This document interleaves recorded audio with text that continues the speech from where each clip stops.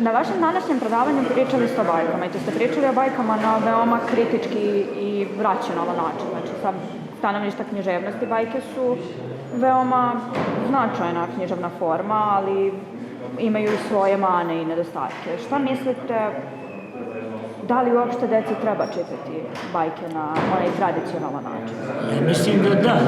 To je, mislim, nekako bi mi bilo žao da moje dete odraste i kad negdje neko spomeni te na ružicu i papelju da ona nema pojma o čemu se radi. Druga stvar, čak i ako ne ispričam ja, ispriča neko drugi negdje drugo, vidjet će neki film, slikovnicu.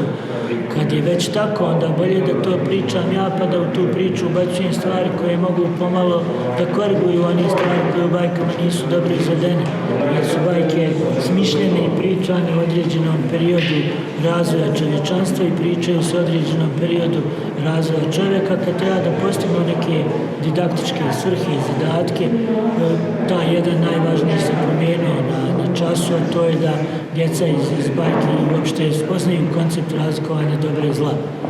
Ali uz taj dobar razlog i uz taj dobar cilj onda dođu i neki podrazumijevani koji su dio vremena kad su bajke nastajale, tadašnjih vrijednosti, a koje danas nama više ne znači ništa ili smo ih već i davno odbacili. I onda mislim da te bajke tako treba pomalo korigovati u pričanju.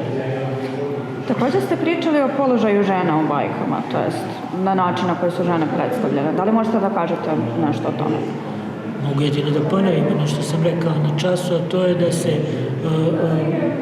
nekako bajke dopuštaju ili čak preporučuju na neki način djevojčicama da prihvate svijet u kojem bi one trebale da budu pasivne, neobrazovane, slabe i upućene na pomoć i spas muškog junaka i da onda nekako sreću u svom životu vezuju za pronalazak takvog odgovarajućeg spasitelja.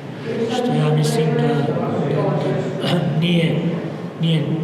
nije jedini, a vrlo često nije ni jedini put do sreće za djevojku i za ženu.